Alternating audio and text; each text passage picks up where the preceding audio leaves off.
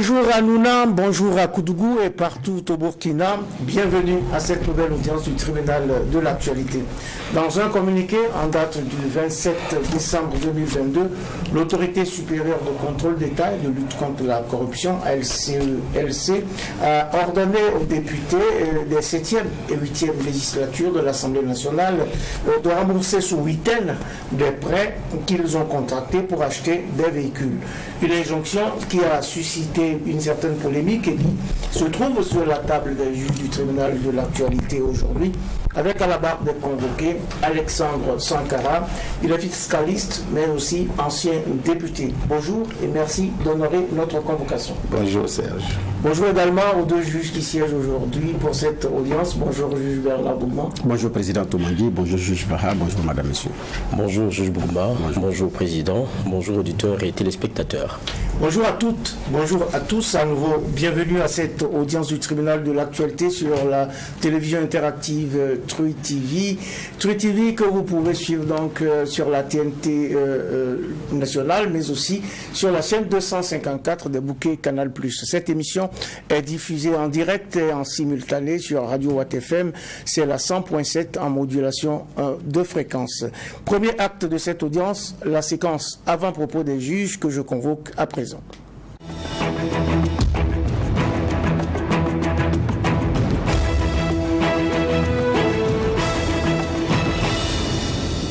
Les juges sont en place et ils ont préparé des avant-propos pour vous, comme ils savent si bien le faire. Bernard Bougma, on commence par. Merci. Deux avant-propos très rapidement. La dernière fois, j'avais fait un avant-propos sur Seba, la nécessité de ravitailler Seba qui souffrait à cause des pénuries. Et la nourriture, c'était seulement de la viande, parce que c'était très difficile. Donc, le convoi était stationné à Douri, mais pour pouvoir allier la centaine de kilomètres, c'était très compliqué. Donc, il nous est revenu que le ravitaillement a pu être fait le 3 janvier. Donc le convoi a pu arriver avec les produits de première nécessité, pharmaceutiques et tout. Donc c'est un ouf de soulagement pour ces populations-là. Donc nous espérons que après cette difficulté de pouvoir prendre la route pour pouvoir ravitailler Seba, je pense qu'après cet épisode, les prochains ravitaillements le seront très facilement. Parce que c'est pratiquement septembre, si je ne me trompe pas, qu'il y a eu un ravitaillement. Et après, c'était très difficile de pouvoir y accéder.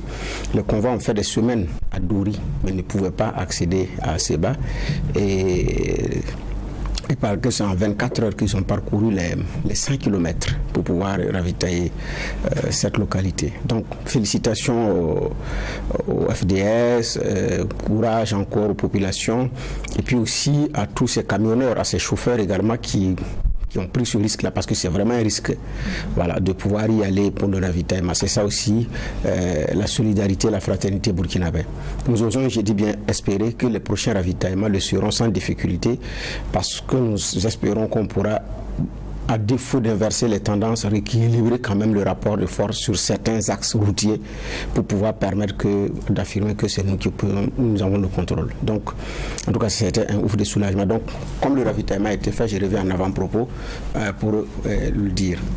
Le second avant-propos, j'avais également évoqué une affaire au niveau du CAMES qui était, comme on appelle ça, qui défraie la chronique. Le reporter s'en est fait l'écho dans une de ses parutions, d'ailleurs avec suffisamment de détails, concernant effectivement une consultante burkinabé à qui on réclame 40% des honoraires qui n'étaient pas dans le contrat, forcé de signer une reconnaissance que bon, elle a touché ses honoraires et que les commanditaires ne seront pas poursuivis.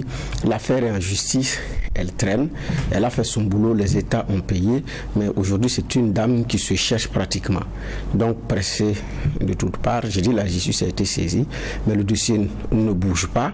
Qu'est-ce qui se passe? Et quand on lit l'article dans certains de ces aspects, bon, on a froid quand même, parce que des chefs de l'État qui sont impliqués, qui donnent de l'argent, des gens qui poursuivent quelques jours à Dakar pour réclamer 40% des honoraires.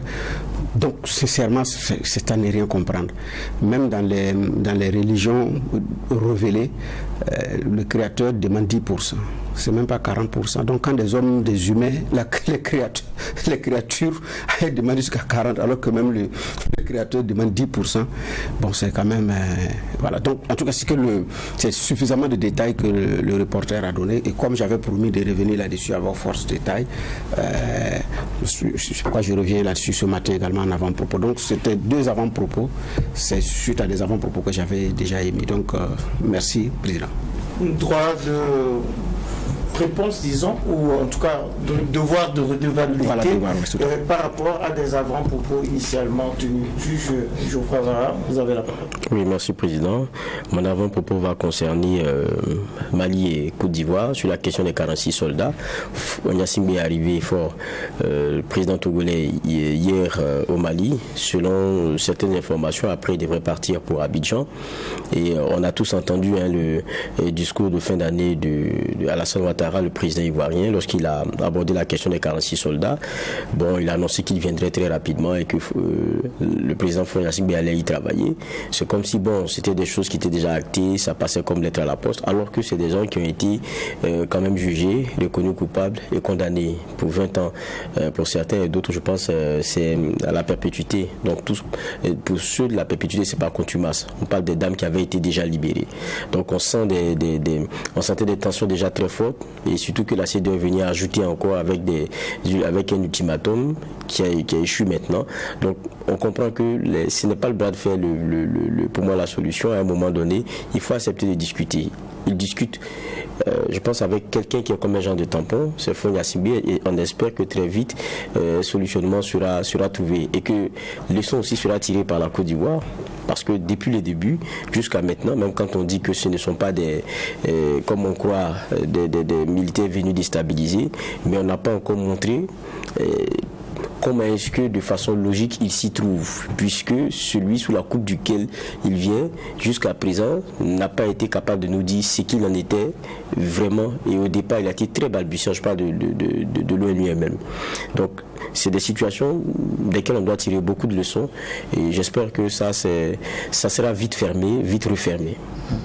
L'épisode a vite refermé, une parenthèse a vite refermé, en espérant que ce voyage de Faure Gnassingbé, le président togolais, débouche sur une solution pacifique pour toute la région. C'était la séquence avant-propos des juges du tribunal de l'actualité qui se penche aujourd'hui sur la polémique autour des prêts véhicules des députés des 7e et 8e législatures de l'Assemblée nationale. Dans notre prétoire pour en parler, Alexandre Sankara, il est économiste fiscaliste de formation, mais également titulaire du diplôme d'études supérieures bancaires et financières du Centre ouest-africain de formation et d'études bancaires de la BCEAO. Alexandre Sankara a été député des 5e, 6e et 7e législatures. Il travaille actuellement à la Direction générale des impôts. En attendant de venir au sujet du jour, voici la fenêtre des généralités, Bernard Bougman. Oui, tout à fait. Donc, nous recevons un technicien en même temps un homme politique. Pour le moment, les activités politiques sont suspendues. Vous, les hommes politiques, vous occupez à quoi? On s'occupe à nos activités quotidiennes. Donc, en dehors des activités quotidiennes, naturellement. On travaille dans nos différents services ou entreprises pour les uns et les autres. Mais en même temps aussi, même si les activités politiques sont suspendues, on a dit de réduire, de ne pas faire de l'activisme débordant. Donc on continue à mener nos activités politiques, mais en sourdine. On réorganise nos structures, nos bases. On discute avec les militants, avec les citoyens sur les questions d'intérêt national. Activité politique en sourdine, ça peut être quoi? On ne fait pas des meetings, on ne fait pas des grands rassemblements, on ne fait pas des jambourées comme on a l'habitude de les faire. Il n'y a pas... Vous voyez bien que la presse n'est plus conviée à nos différentes activités. Donc c'est vraiment réduit au strict minimum dans l'esprit, donc dans le respect de l'esprit des dispositions édictées par les plus hautes autorités de notre pays pour accompagner justement la transition, pour qu'elle, comme on a dit que c'est les hommes politiques qui sont entre griffes la cause des malheurs de ces pays, on se tient à carreau en attendant. D'accord. Ma dernière question de généralité. Vous avez été député à l'Assemblée nationale et sous la transition de 2014-2015 également, vous avez été député. Exact. Vous avez vu comment le travail parlementaire de la transition a été effectué et puis à l'arrivée, il y a des lois qui avaient été votées et qui avaient des difficultés à coller avec les réalités. En 2014-2015, les partis politiques étaient plus représentés, avaient plus d'effectifs que l'ALT actuelle. Alors qu'on sait qu'après, c'est eux qui vont revenir appliquer les lois. Est-ce qu'il n'y a pas crainte qu'après, on soit encore dans un remake de 2015 concernant certaines dispositions légales? Bon, oui, il y a ces risques-là, que des lois votées soient remises en cause par la nouvelle Assemblée qui va venir. Ça, il ne faut pas les nier. On l'a vu sous les CNT, nous avons voté beaucoup de lois. Bon, certaines ont été relookées, retouchées, d'autres ont été mis carrément au placard quand la 7e législature est arrivée. Bon, mais c'est ainsi va le travail parlementaire. Hein. On ne peut pas aussi... Les lois sont faites aussi pour être modifiées, pour être retoquées, d'autres pour être supprimées, bon, etc., etc. Mais bon, pourvu que ça soit fait dans un esprit d'intérêt général, c'est le plus important. Oui, c'est pas que c'est pas fait dans un esprit général. On peut être... le penseur disait que quelqu'un peut brûler un pays en étant de bonne foi. Donc on peut se tromper en étant de bonne foi. La question c'est, quand on regarde la composition, est-ce qu'on a été suffisamment réaliste par rapport à la qualité du travail attendu? Je ne mets pas en cause la qualité de ceux qui siègent à l'ALT. Oui. C'est la dimension politique des choses qui est très importante parce que c'est surtout ça. Je n'ai pas dit que ce n'est pas des hommes et des femmes qualifiés qui y sont. Non, c'est pas de ça que je parle. Non, je suis voilà, c'est sûr, j'intègre les aspects politiques, la subtilité politique des choses. Voilà. Bien sûr. C'est vrai que cette ALT, les partis politiques sont représentés au minima, comme la précédente d'ailleurs. Bon, donc, or, comme tu l'as bien souligné, après, c'est les partis politiques qui vont prendre le relais. Donc, il y avait en tout cas intérêt à les associer au maximum pour ne serait-ce que les dire, bon, c'est vous qui avez participé à faire ça, c'est vous-même qui avez fait ça. Donc, il n'y a pas de raison de revenir en arrière. Mais bon, chaque circonstance, ses décisions et ses hommes. En tout cas, nous, on a pris acte, on a accepté le quota qu'on nous a donné. Et je crois que nos représentants au niveau de l'ALT vont donner le meilleur d'eux-mêmes pour que les lois qui vont justement sortir de cette ALT-là ne soient pas remises en cause. Parce que le plus important, ce n'est pas la quantité, c'est la qualité des hommes qui siègent dans les différentes institutions. Ce n'est pas la quantité. Vous avez fini? Oui, tout à fait. Ce n'est pas la quantité, c'est la qualité. Oui, Geoffroy Bara. Oui, moi je veux parler à l'homme politique. C'est vrai que Bernard demandait quelles sont vos activités aujourd'hui avec le contexte. Est-ce que, à part la question d'activisme débordant, est-ce qu'il y a eu de façon très claire une injonction concernant les acteurs politiques? Ou bien c'est vous qui avez mis du contenu maintenant dans l'activisme politique débordant? Oui. Non, il n'y a pas eu, en tout cas à ma connaissance, il n'y a pas eu un texte officiel ou une décision qui dit non, ne faites plus ça, ne faites plus ça. Non, c'est comme je l'ai dit, on nous a invités. Il n'y a même pas eu une note, c'est verbal. On nous a invités à, en tout cas, limiter nos activités, à éviter l'activisme débordant. Bon, donc nous aussi on s'est dit, bon, qu'est-ce qu'on entend par activisme débordant? On a essayé de mettre ce qui peut être qualifié comme tel. Peut-être qu'on se trompe, peut-être qu'on ne se trompe pas, mais en tout cas, tout le monde en tout cas respecte la consigne à la lettre. Vous avez bien vu qu'il y a certains partis qui ont voulu même tenir leur BPN. Le MATD a écrit pour dire non, il faut attendre d'abord.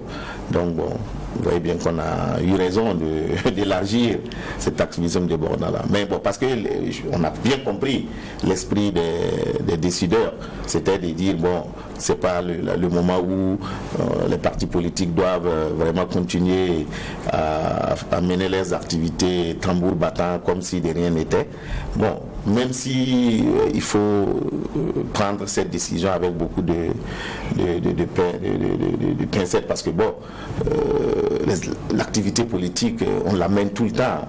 Même le gouvernement fait de la politique actuellement, tout le monde fait de la politique. Quelqu'un a dit même que manger c'est faire de la politique, parce que le fait même d'aller acheter le sac de riz, c'est un acte politique, parce que tu cautionnes oui ou non une décision qui fixe les prix des denrées alimentaires, etc. Donc on fait de la politique tous les jours. Mais bon, comme je l'ai dit, il faut respecter les décisions de nos autorités et on fait avec. En tout cas, pour le moment, on doit quand même tirer chapeau aux partis politiques qui vraiment sont en retrait, véritablement en retrait, et qui observent, mais ça ne veut pas dire qu'on n'apporte pas nos contributions en sourdine. Il y a des canaux non officiels où les partis politiques apportent leurs contributions. Il y a les canaux officiels aussi. Vous savez bien que les autorités de la transition ont rencontré les partis politiques pour échanger sur la vie de la nation, etc. etc. C'est vrai que vous disiez tout à l'heure, bon, comme on dit que c'est nous qui sommes la faute des choses, ben, vous pensez quoi? Non, c'est pas vrai. C'est un faux procès qu'on fait aux partis politiques. Moi, j'ai toujours dit, mais l'homme politique n'est pas issu du ciel, du néant. Il est le reflet de la société burkinabé. Autant il y a des brebis galeuses au niveau des journalistes, autant il y a des brebis galeuses au niveau des hommes politiques. C'est partout. Nous ne sommes pas des parias de la société. Nous ne sommes pas... Et quand on regarde justement l'histoire politique de ce pays, mais les hommes politiques, je parle d'hommes politiques entre griffes, les civils, nous n'avons pas apporté plus de malheur que les hommes entreris. Donc on ne peut pas à chaque fois apporter les discrédits sur les partis politiques, sur les hommes politiques, comme si c'était eux qui étaient la cause des malheurs de ce pays. Non, ça aussi c'est pas vrai. Et je crois que les problèmes du Burkina, il y a des responsabilités collectives, mais aussi il y a des responsabilités individuelles qu'on doit situer, que l'histoire va se charger de situer. Il y a des responsabilités que l'histoire va se charger de situer. Il s'appelle Alexandre Sankara, c'est notre convoqué du jour. Il est fiscaliste, il est également ancien député et nous parlons justement de cette affaire de remboursement de prêts véhicules. Les députés des 7e et 8e législatures, vous avez fait partie de des 5e, 6e et 7e, donc vous êtes concernés par cette affaire. Donc les députés des 7e et 8e législatures avaient 8 jours à compter du 27 décembre 2022 pour rembourser leur prêt véhicule. Ce délai de 8 jours prescrit par la LCELC est arrivé à expiration hier, c'était le 4 janvier 2023. Pour commencer, faites-nous rapidement un exposé des faits, un bref exposé. D'accord, très bien, Monsieur le Président. Alors, qu'est-ce qui se passe? Chaque législature, en tout cas, on donne des prêts aux députés pour s'acheter les moyens de locomotion, notamment les voitures, pour justement faciliter leur déplacement dans les provinces, etc. Avant la 7e législature, ces prêts étaient consentis par le ministère des Finances. On prend les prêts et on rembourse sur la durée du mandat. Je me rappelle à la 5e législature, voilà, juste avant la transition, le ministère des Finances nous avait donné des prêts, 20 millions, pour s'acheter les véhicules et on devrait les payer sur 5 ans à raison de 300 000 francs de coupure par mois. Donc, pas de problème. Bon, l'insurrection est venue entre-temps et puis ça compliquait les choses. Avec la 7e législature, sous le président Salifou, les députés et l'Assemblée a dit, bon, le pays a des problèmes, bon, on vient de sortir de l'insurrection, on ne va pas aller demander au ministère des Finances de donner des prêts aux députés, parce que l'argent, certainement, ils en ont besoin pour autre chose. On va voir à l'interne si l'Assemblée elle-même ne peut pas donner des avances aux députés pour qu'ils puissent s'acheter les véhicules. Mais bon, on a dit on ne peut pas donner le même montant que le ministère. Donc, au lieu de 20 millions, on nous doit donner 13 500 000. Je dis bien des avances qu'on doit payer sur nos indemnités de cession à raison de 250 000 francs par mois. Donc on a calculé de telle sorte que je crois 2 ou 3 mois avant la fin du mandat, en 2020, tous les députés devraient avoir fini de payer les 13 500 000. Leur avance, voilà. Donc on était surpris de voir, c'est ce qui s'est passé, on a payé. On était surpris donc de voir le communiqué de la LCE qui intime donc les députés de la 7e législature de venir rembourser les prêts véhicules. Parce que quand on quitte l'Assemblée nous donne ce qu'on appelle un certificat de cessation de paiement. Vous voyez, je peux vous le passer.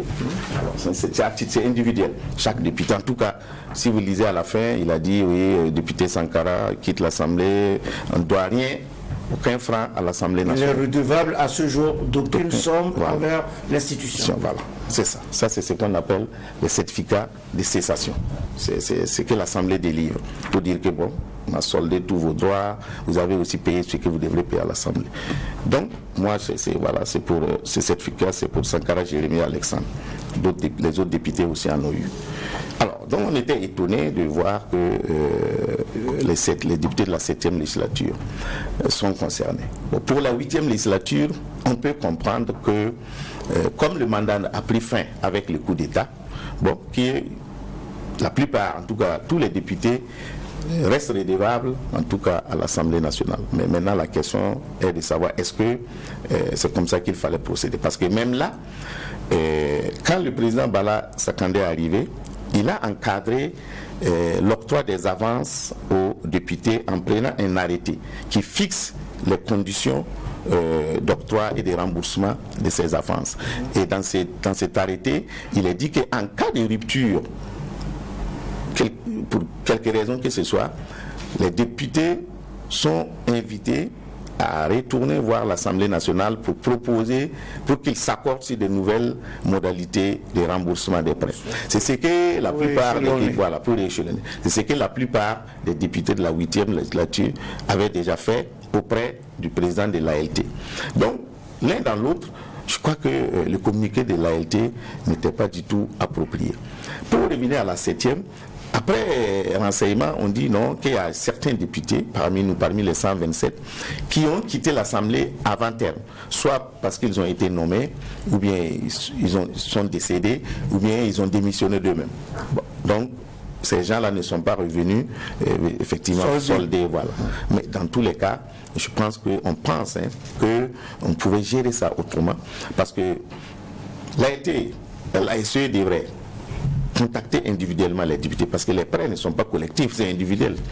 Ils disent que c'est par suite de l'audit de l'Assemblée nationale. Mais moi, député que je suis de la 7e législature, si je suis incriminé dans les rapports d'audit, mais je dois d'abord recevoir les rapports provisoires, faire mes observations avant que le rapport ne soit publié. Parce que peut-être s'ils avaient contacté les députés, la plupart des gens allaient leur donner ces certificats de cessation et ils allaient circonscrire leur communiqué pour dire certains députés ou 5 ou 10 députés de la 7e législature sont invités sous week-end à payer. Alors, on va laisser la parole au juge Bernard Bougman. Voilà l'exposé des faits. Dans quel sens vous engagez notre convoqué du jour? Je rappelle à nos auditeurs, ceux qui nous écoutent sur la radio, que notre convoqué du jour s'appelle Alexandre Sankara. Il est ancien député. Il était donc à la 7e législature. Nous parlons des prêts de véhicules. Justement, j'en avais d'ailleurs fait un avant-propos parce qu'il nous était revenu que pour la 7e législature, il n'y avait que 18 qui n'avaient pas soldé, soit par décès, ou bien le mandat a été remplacé par le titulaire. Il y en a qui ont été appelés à d'autres fonctions, qui n'ont pas soldé. Donc, effectivement, individuellement, on devrait pouvoir leur adresser les correspondances plutôt que de faire penser que c'est tous les députés de la 7e législature qui n'ont pas soldé. Mais maintenant, alors, on vous a dit que vous tous, vous n'avez pas soldé. Par exemple, vous, à votre niveau, qu'est-ce que vous dites à la SCLC? Est-ce que vous écrivez à la SCLC pour dire, moi, je suis à jour, vous faites quoi? Ou bien vous avez reçu, après ça, une note personnelle qui vous invite à solder? Non. Jusqu'à présent, je n'ai pas reçu de note personnelle. Donc, on est en train de se concerter, les députés de la 7e législature, pour apporter une réponse collective, en tout cas à la LCE, LCE. On va apporter les justificatifs pour ceux qui en ont. Et les 18 dont vous dites, je sais que la plupart, certainement, sont en train de se mettre à jour. Donc, on ne refuse pas de payer. Il faut que ça soit très clair. Quand on prend un prêt, c'est pour le payer. Mais c'est vraiment la procédure. Et tout ça, c'est ce qu'on disait tantôt. Il ne faut pas qu'à chaque fois, on ait l'impression qu'on veut jeter du discrédit sur le député. Il ne faut pas qu'à chaque fois, on présente le député comme voilà, le faux type, le mauvais gars, celui-là même qui ne respecte pas ses engagements et qui bouffe l'argent du pays pour rien, etc. etc. Je vous rappelle qu'il y a eu beaucoup d'audits. Ce n'est pas l'Assemblée seulement. Il y a eu l'audit des ministères, il y a eu l'audit d'autres institutions, l'audit du ministère de la Défense. Est-ce qu'il y a eu les mêmes communiqués pour dire, par exemple, tel soldat ou tel général ou tel colonel, venez payer sur week-end parce que vous avez détourné l'argent du ministère de la Défense? On n'a pas vu ça. Est-ce qu'il y a eu un communiqué qui dit tel ministre, on a fait l'audit, vous devez tant d'argent, venez payer. Mais pourquoi on cible l'Assemblée nationale et particulièrement les députés pour faire un communiqué? Or, ce n'est pas l'Assemblée nationale seule qui a fait l'objet de ces audits-là. Par ailleurs, on sait bien que la SE, le débat est posé sur sa qualité d'auditer l'Assemblée ou pas. Ce débat, il est là et les juges vont le trancher. D'accord. Il y a aussi ceux de la 8e législature. En la matière, quand il y a cette interruption, comment ça se passe? Parce que vous avez cette expérience que la 6e législature aussi a été interrompue. Non, c'est la 5e. Voilà, la 5e a été interrompue par l'insurrection populaire. Oui. Donc il y en a qui avaient des prêts et tout. Donc qu'est-ce qu'on fait quand c'est comme ça? Oui, justement, c'était une très bonne question. Vous savez, les seuls agents publics qui sont impactés chaque fois qu'il y a des perturbations, des coups d'État ou des insurrections, c'est les députés. Dites-moi s'il y a un seul service, une seule direction, un seul ministère où les gens n'ont pas été payés parce qu'il y a un coup d'État, ou qui ont perdu leur travail parce qu'il y a un coup d'État. Mais chaque fois, c'est les députés qui perdent leur travail parce qu'il y a un coup d'État. Alors, je prends un contrat avec l'Assemblée nationale pour 5 ans. Bon, une précision, le député n'a pas perdu son travail, c'est le boulot du député, il retourne à ses activités. Oui, mais en attendant, il y a un contrat. Oui, le patron d'entreprise aussi. Contrat qui a été rompu unilatéralement. Un contrat de 5 ans. Donc on y va. Voilà. Quand vous êtes à Watt FM, est-ce que si, enfin, voilà, Twitter, Watt FM, voilà, Watt, c'est la société.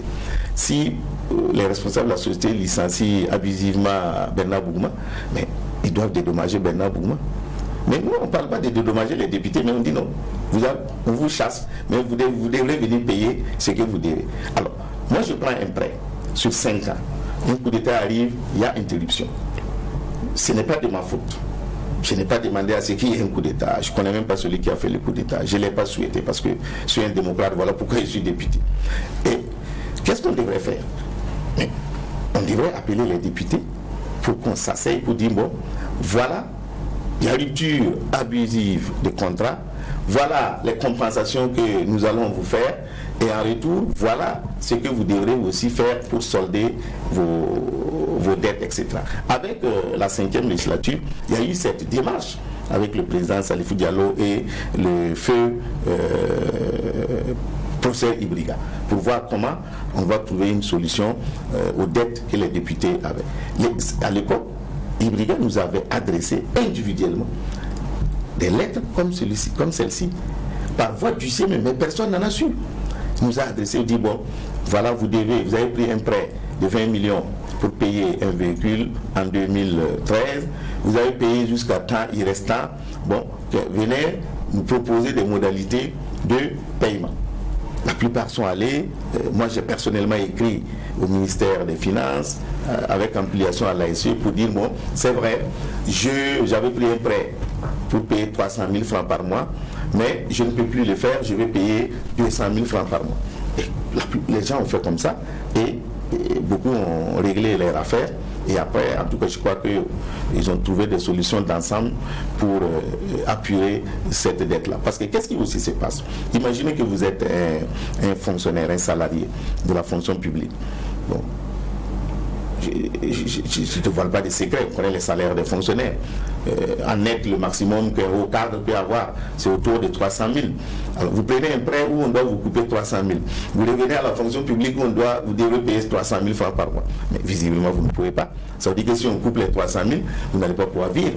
Donc, il faut bien trouver des solutions palliatives pour que vous continuez à respecter vos engagements parce que vous les avez pris librement, mais aussi pour que vous continuez à nourrir votre famille. Choufouawara. Oui, j'écoute avec beaucoup d'intérêt. Beaucoup d'attention. Voilà.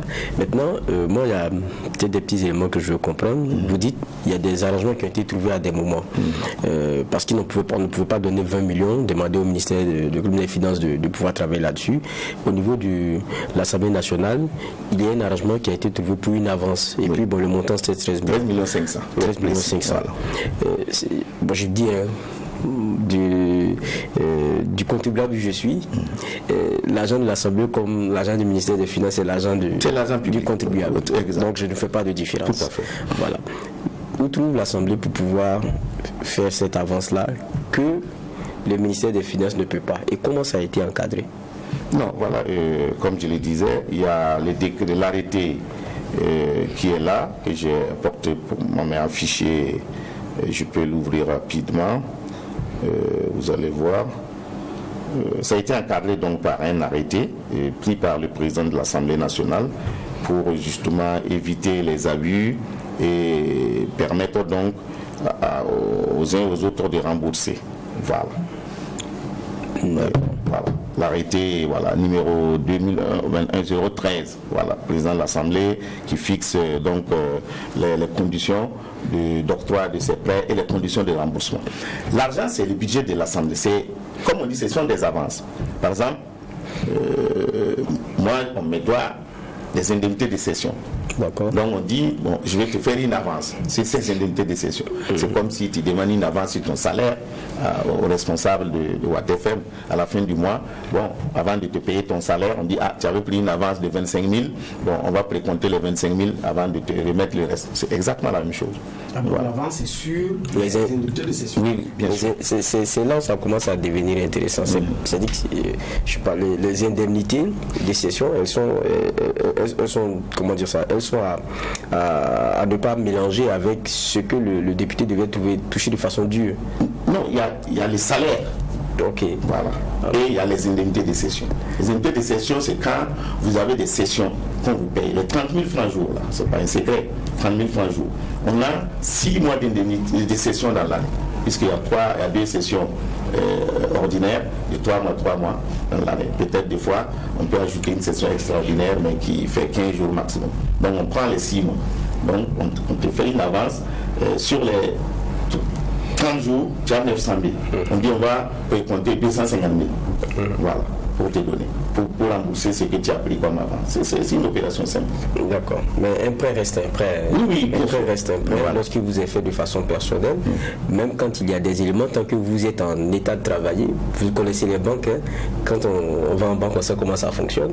Quelle que soit la garantie que vous donniez de pouvoir rembourser, lorsque ça a changé, vous êtes tenu au remboursement. Ça c'est une réalité. Oui. Maintenant, pour revenir aussi sur peut-être les exemples que vous preniez, lorsqu'il y a par exemple un coup d'État ou quoi, vous dites que vous êtes les seuls impactés parce que vous pensez quoi, qu'on doit légiférer pour que lorsqu'il y a une interruption brusque, il y a, je ne sais pas moi, quelque chose de prévu. Oui, si on demande aux députés de continuer à respecter leurs engagements, il faut que l'autorité aussi continue à respecter ses engagements. Il a pris l'engagement de me payer sur 5 ans et j'ai signé ce contrat. Alors, si j'étais dans une entreprise privée, comme je le disais tantôt, on me licencie de façon abusive, mais on me paye des droits légaux. C'est ce que l'Assemblée fait en liquidant ça. Mais on me paye aussi des dommages et intérêts qui, avant, les gens se tapaient des millions. Maintenant, la loi est encadrée en disant que c'est au maximum 18 mois de salaire. Mais nous, on ne nous donne pas ça. On ne réclame même pas parce qu'on estime qu'on est au service de la nation, etc., etc. Mais en contrepartie, qu'on nous permette de régler nos dettes de la façon la plus digne.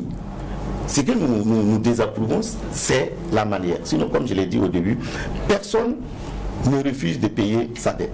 À preuve, lorsqu'il y a eu le coup d'État, les députés de la 8e législature sont allés, conformément à l'arrêté du président de l'Assemblée, rencontrer les autorités de l'ALT, lorsque celles-ci ont été mises en place, pour rééchelonner leurs prêts en fonction des salaires maintenant de chacun. On avait le même salaire, 900 000. On coupe la même indemnité, 250 000. Mais maintenant, on a des salaires disparates. Il y en a qui ont 500 000 toujours, il y en a qui ont 125 000. Si moi, je suis un aide maçon, je suis devenu député où mon patron me payait 125 000 par mois, vous voyez que je ne peux pas proposer. Je vais dire, bon, moi, je peux payer 25 000 francs par mois. Donc, tous les députés l'ont fait au niveau de l'ALT. Donc, l'ASE aurait dû même approcher le président de l'ALT pour dire, bon, est-ce que vos députés de la 8e législature, là, comment ça se passe avec les prêts?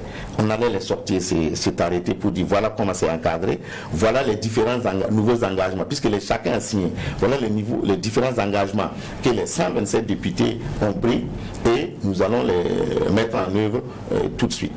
À défaut de ça, on a fait un communiqué pour incriminer les pauvres députés, comme si c'était de leur faute s'il y a eu un coup d'État, comme si c'était de leur faute s'ils ont perdu leur travail, comme si c'était de leur faute si les autorités n'ont pas géré ça comme il fallait. Le mandat des députés, c'est vrai que c'est 5 ans. Oui. Vous dites comme s'ils ont perdu leur travail, mais bon, je pense que mais c'est un travail, la politique n'est pas un travail. Quand on va à l'Assemblée, là, on cesse toute autre activité, donc c'est ton travail, ça devient ton travail. Mais qu'on sait être une parenthèse, oui. Moi je pense que c'est ça aussi qui est important. Maintenant, moi je ne suis pas dans le débat du remboursement. Je suis dans peut-être un peu le débat sur comment est-ce que vous percevez la chose qui me dérange un peu. Lorsque vous prenez le cas de TGP ou des salariés d'une entreprise, je pense que ce n'est pas pareil. C'est pareil. Un contrat, c'est un contrat. Non, c'est un contrat que nous avons avec l'Assemblée nationale. Et ce contrat, il est dit, c'est pour 5 ans. Et même dans les textes, il est dit, si c'est toi qui décides volontairement de démissionner, ben, tu perds tes droits. Mais si c'est on me démissionne de force, mais et toi aussi, il faut quand même que c'est pas parce que c'est un travail des députés que le ciel doit lui tomber dessus parce qu'il y a eu un coup d'État. Ça aussi, c'est pas juste. C'est pour ça que j'ai dit, il faut qu'on traite les députés comme un citoyen burkinabé qui a les mêmes droits que n'importe quel autre salarié de la fonction publique. Même si c'est un travail, même s'il a été élu par vote, etc., par mandat. J'ai dit, il faut qu'on soit très clair, nous ne refusons pas de payer les prêts. Parce que c'est une question d'honneur. Voilà. Quand quelqu'un prend un prêt, il doit le payer. Mais maintenant, c'est la manière, non seulement de nous inviter à payer ces prêts-là, que nous déplorons à travers le communiqué de la LCE. En la matière, c'est que des prêts véhicules. Oui, il n'y a que des prêts véhicules. Il n'y a que des prêts véhicules. Il n'y en a rien d'autre. Non. Oui, alors, mais là, Bougma veut s'exprimer. Il y a aussi, on va revenir certainement sur l'affaire du coronaton. Parce que ça aussi, il y a eu un communiqué. Alors, je précise juste que la 7e législature couvre la période de 2015 à 2020 et que la 8e législature qui a débarré en 2020 a été arrêtée par le coup d'État le 24 janvier 2022. Oui, Bernard Bougma. Bon, effectivement, quand vous êtes élu député, vous cessez toute activité en dehors de ceux qui sont dans le domaine de la santé, je pense aussi que sont professeurs agrégés, voilà, les professeurs agrégés, sur tout le monde, vous cessez toute activité et voilà, vous partez à l'Assemblée nationale, même si c'est votre propre business, vous abandonnez tout, vous partez, voilà. Donc, effectivement, il y a cette compréhension-là que le citoyen doit avoir du savoir du travail du député. En fait, c'est pas bien compris. Il y a cette incompréhension aussi qui est là. Il y a aussi en face des autorités qui ne facilitent pas les choses. Ça, c'est un commentaire que je fais, parce que, effectivement, au nom de la continuité de l'État, monsieur ou madame a tout laissé. Il y a un contrat que vous avez signé avec lui qui court sur une période de 5 ans. C'est une interruption indépendante de sa volonté. Normalement, il y a des droits qui doivent aller avec. Ça, c'est d'un point de vue pour quelqu'un qui a signé un contrat, à qui on a dit tu décharges tout parce que tu as été élu. Même s'il allait librement consentir à être député, on lui a maintenant posé des conditions d'exercice de ce mandat de député-là. À lui d'accepter ou de ne pas accepter. Mais maintenant, la question, après la 5e législature qui a été interrompue à l'issue de l'insurrection populaire, c'est celle-là aussi qui a été interrompue à l'issue du coup d'État. Il y a même, c'est même pas vous seulement parce qu'il y a les autres membres de l'ALT qui ont été fouettés par le coup d'État. La question c'est, est-ce que nous avions appris que la 5e législature, les députés s'étaient organisés pour rester en justice, pour rentrer en possession de leurs droits? Est-ce que c'est vrai? À la 5e législature, oui, les députés victimes de l'insurrection. Oui. Certains. Non, pas tous les députés. Moi, par exemple, je n'ai pas été en justice, mais après, on m'a payé mes indemnités de fin de mandat. Puisque ça, c'est comme je dis, ça, ce sont des droits légaux. Comme n'importe quel travailleur qui quitte, on lui paye congé payé, etc. Voilà. Donc, mais il y en a, mais ça a pris combien de temps? On a quitté l'Assemblée en 2014, octobre 2014. Oui. Ce n'est qu'en 2020, sinon 2021, c'est en 2021 que nos droits ont été liquidés. Donc presque 5 ans. Alors ce sont seulement les indemnités de départ ou bien ce qui vous revenait du droit à l'issue des sessions? Non, c'est l'indemnité de fin de mandat qu'on nous a donné. Parce que l'information que j'ai appris avec un ancien député d'ailleurs, c'était de dire nous sommes organisés pour porter plainte pour que l'État nous restitue tout, parce que c'était un contrat, il y a eu une rupture abusive du contrat. Ça je ne sais pas. Alors quand vous dites tout, c'est les indemnités de session aussi. On sait que l'indemnité de session, c'est, comme on appelle ça, c'est 30 000 jours. Voilà. C'est 90 fois 2, non? Voilà. Donc 90 jours fois 2.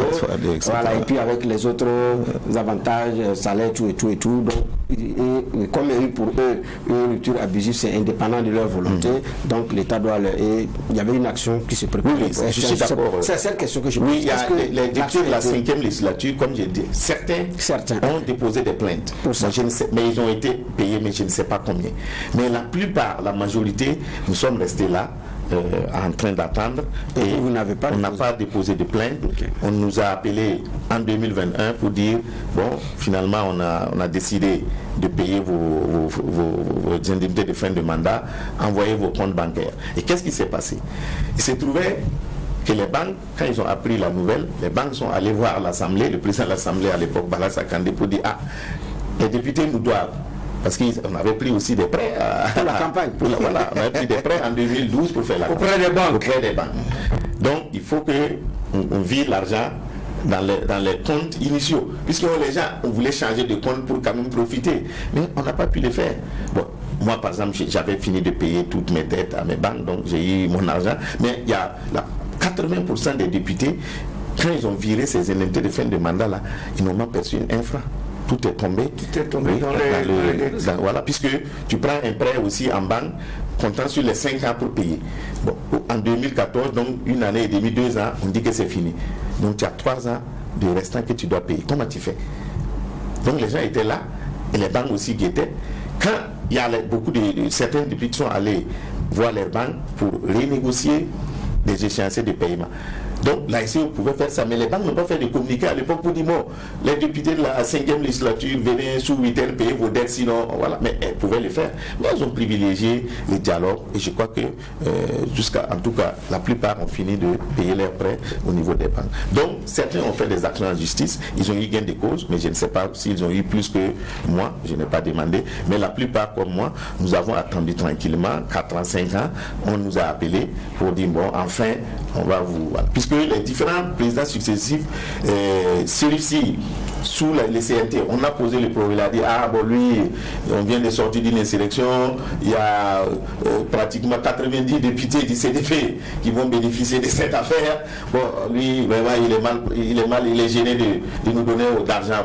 Donc, c'est resté. Salif Diallo est venu, on a posé le problème, ça n'a pas pu se régler. Finalement, c'est Bala Sakandé qui a pu, il dit, écoutez, si c'est un droit, il faut les donner leur argent.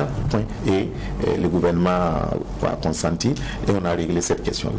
On a réglé cette question. Alexandre Sankara est notre convoqué de ce jour à cette audience du tribunal de l'actualité. Il est fiscaliste, bien entendu. Il connaît bien les questions d'argent, mais il est également un homme politique et ancien député. Oui, Geoffroy Bara. C'est vrai qu'on comprend que ce qui dérange, c'est que certains se sont acquittés et donc leur attestation de solde, si on peut appeler ça comme ça. Voilà. Et donc c'est dérangeant qu'on globalise et on a l'impression qu'ils sont tous des moutons noirs. Je pense qu'on parle de 119 qui, sur la 7e législature, qui... 119 Bon, 109. Qui doivent... Non, qui ont soldé. Qui ont soldé. Donc, du coup, c'est un peu dérangeant que pour quelques éléments. Voilà. Maintenant, il y a la question Coronaton. Qu'est-ce qu'il en est? Alors, très bien. C'est aussi une très bonne question, juge. Vous voyez, l'Assemblée est organisée en groupe parlementaire. Alors, sous la 7e législature, je crois qu'il y avait 5 groupes parlementaires. Groupe MPP, groupe CDP, groupe UPC, groupe RD, groupe Burkinlim, dont je faisais partie, donc 6, et groupe PJRL. 6 groupes parlementaires. Comment fonctionnent les groupes? Les groupes fonctionnent sous subvention de l'Assemblée nationale. Pour mener les activités, quand nous organisons par exemple des ateliers ou nous organisons nos journées parlementaires, c'est l'Assemblée nationale qui subventionne les groupes. Voilà. Donc, quand nous avons reçu, les groupes ont reçu les subventions pour les fonctionnements habituels, c'est tombé avec coronavirus. Les députés de chaque groupe se sont réunis, est-ce qu'on ne va pas laisser, certains avaient programmé des ateliers, des séminaires, est-ce qu'on ne va pas laisser ça et puis on va donner l'argent au coronaton? On a instruit donc les présidents du groupe de remettre ça au nom des députés. Et on a remis. Nous, on n'a même pas vu l'argent. Maintenant, on est étonné que la SG encore dise qu'il faut que moi, je vienne rembourser 1 million que j'aurais donné au coordonnateur. Est-ce que vous comprenez cette façon de faire? Comme si les coordonnateurs n'avaient pas reçu l'argent, ils ont bel et bien reçu l'argent. La SE même était membre du comité de gestion. Les députés n'étaient pas membres. La SE était membre du comité de gestion avec d'autres structures du ministère de la Santé. Et si j'ai bonne mémoire, le coordonnateur a financé au moins la construction de 3 districts sanitaires dans le pays. Donc, nous avons décidé de donner notre argent au coordonnateur. On nous dit de venir rembourser. Alors, pour qu'on comprenne bien, c'est de l'argent de l'Assemblée nationale. Bien sûr. Qui a été donc octroyé au groupe parlementaire et que les groupes parlementaires ont remis à l'Assemblée nationale pour ce coordonnateur. Pour le coordonnateur. C'est quoi? On a donné 127 millions au FDS. Pourquoi ils ne parlent pas de ça? C'était dans la même logique pour appuyer au fort de guerre. Là. On a encore pris nos subventions. On a dit, bon, le député aussi doit contribuer. Donc on a dit, bon, on a reçu des subventions, on va remettre ça au FDS. Donc, en raison d'1 million par député, ça fait 127 millions. Il faut savoir que les subventions là, c'est en fonction de la taille du groupe. Les MPP qui a 55 députés n'a pas la même subvention que PSGRN qui a 10 députés, ou Burkina qui avait 14 députés, etc., etc. Donc, en fonction de ce que chacun gagne, chaque groupe a, il dit, bon, nous allons remettre. Et comme c'est les groupes qui ont remis, on a dit, bon, c'est les députés qui donnent. Et c'est normal, puisque c'est donné pour le fonctionnement des députés, tout le fonctionnement du groupe.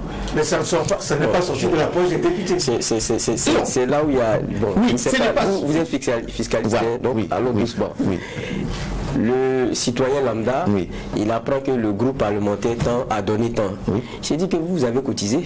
Non, c'est de l'argent qui nous revenait. On pouvait utiliser cet argent-là pour faire toute autre chose. Je viens pas à pas. Oui. Si la communication, c'est que le groupe parlementaire tant a donné tant, oui, on s'est dit que vous avez cotisé, vous avez pris ça de vos poches. Ça, c'est un fait.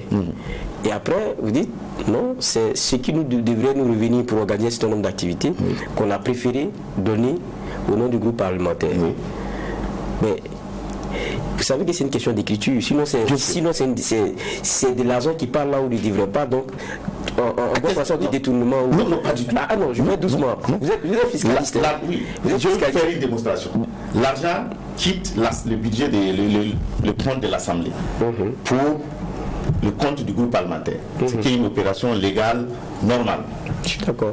On dit, nous vous donnons des subventions chaque trimestre ou chaque semestre, etc., hauteur de temps. Vous prenez pour votre fonctionnement, pour mener vos activités.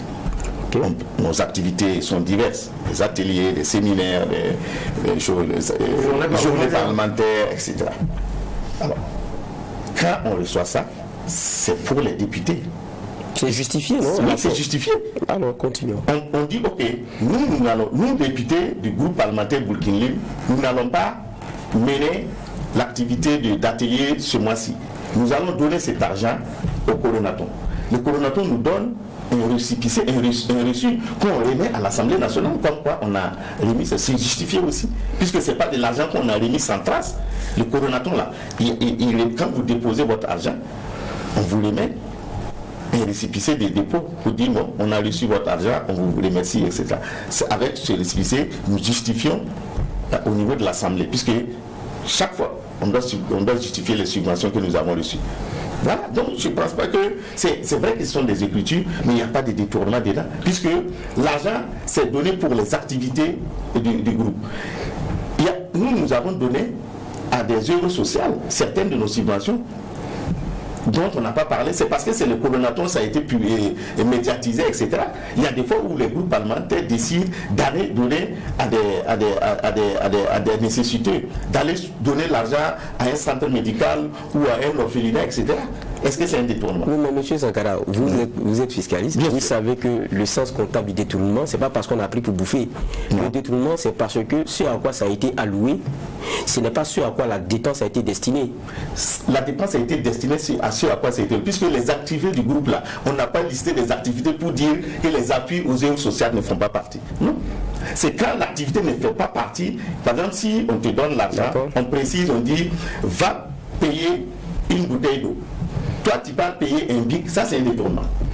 Mais si on te donne l'argent, on dit, écoute, va faire tes achats. Mais c'est toi qui mets dans les sachets que tu veux. Là, tu veux mettre une bouteille, tu peux mettre un bic, tu peux mettre. Donc, au Coronaton, ce n'est pas exclu. Non, que ça fait partie. Les groupes parlementaires, les activités là sont diverses. Et l'appui aux œuvres sociales, l'appui aux personnes vulnérables font partie de nos activités. Mais en clair, les députés, bon, ça n'a rien à voir avec les députés dans cette affaire-là. Parce que vous nous demandiez de cotiser, nous on a cotisé. Donc c'est notre argent que vous aviez pris pour donner. Et puis nous on était contents, on a applaudi là. Vous avez cotisé où? À l'Assemblée? Et Coronaton, on a appelé, tout le monde a donné. Oui. Quand je dis cotiser, ça veut dire que le citoyen lambda, c'est que le citoyen lambda appelle cotiser là. Oui. Quand on dit appel à effort là, lui il prend ses jetons là, il regarde, c'est ça on dit cotiser. Nous on appelle ça cotiser. Oui. Et donc nos petits sous là, on a donné, on dit les députés ont donné le temps. On dit vraiment ils ont fait des efforts. Alors que c'est notre argent. Non, qui est passé par des. Non, c'est pas votre argent. Vous avez cotisé au Coronaton. Vous n'avez pas cotisé à l'Assemblée. Non, c'est nos argent là qui repartent là-bas. C'est de ça que je parle. Ok, là je suis d'accord. Mais par exemple, si on avait pris les 127 millions, qu'est-ce que tu préfères? Qu'on prenne les 127 millions, on aille organiser des ateliers où on se distribue les perdièmes. Parce qu'en fait, vous faites ça habituellement. Où on se distribue les perdièmes, ou bien qu'on donne ces 127 millions pour qu'on construise 3 centres de santé. Qu'est-ce que les députés ont fait ça une fois? C'est que vous dites. Voilà. Mais cette fois-ci, nous avons décidé, au lieu d'aller organiser des ateliers, des séminaires, des journées parlementaires, nous allons donner au Coronaton. Puisque c'est de l'argent, on ne va pas retourner ça à l'Assemblée comme ça sans l'utiliser, puisqu'on nous donne pour notre fonctionnement, pour nos activités. Nous avons dit, notre activité, c'est de soutenir le Coronaton.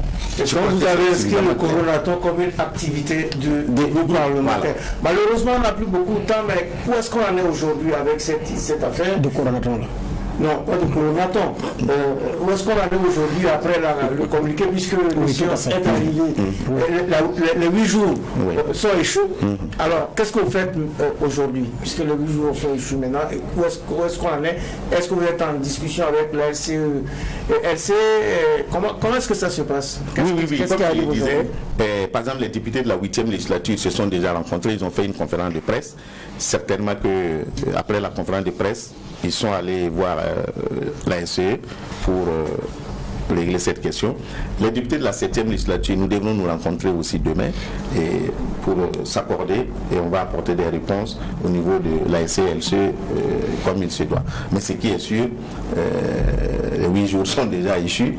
Bon, je ne suis pas sûr que les gens soient allés payer, parce qu'ils vont payer avec quoi? Est-ce qu'il faut vendre les voitures pour reverser? Même si c'est pour vendre une voiture, c'est pas en 8 jours.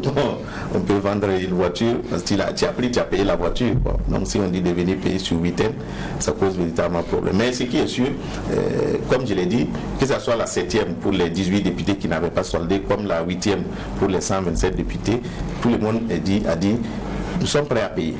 D'ailleurs, ceux de la 8e, et même ils ont réglé leurs questions, puisqu'ils ont pris des engagements au niveau de l'ALT avec des nouveaux échéanciers, et certains, je crois, on avait déjà commencé à couper au niveau de leur salaire. Bon, donc, véritablement, vous voyez que quand tu es assis comme ça, ta femme, tes enfants, tes amis apprennent que tu dois venir payer 8 jours, sinon on va t'enfermer. Bon, c'est un peu délicat, là, cette question-là. C'est un peu délicat, juge. Oui, mais à l'affaire Coronaton, vous allez faire quoi?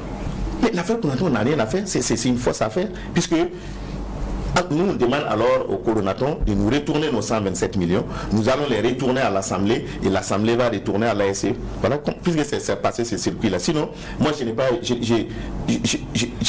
bouffé 1 million. Pourquoi on me demande de venir rembourser 1 million? Je donne de l'argent qui devrait me revenir. Je sers ça pour qu'on construise des centres de santé. Et on me dit il faut que je vienne rembourser ça.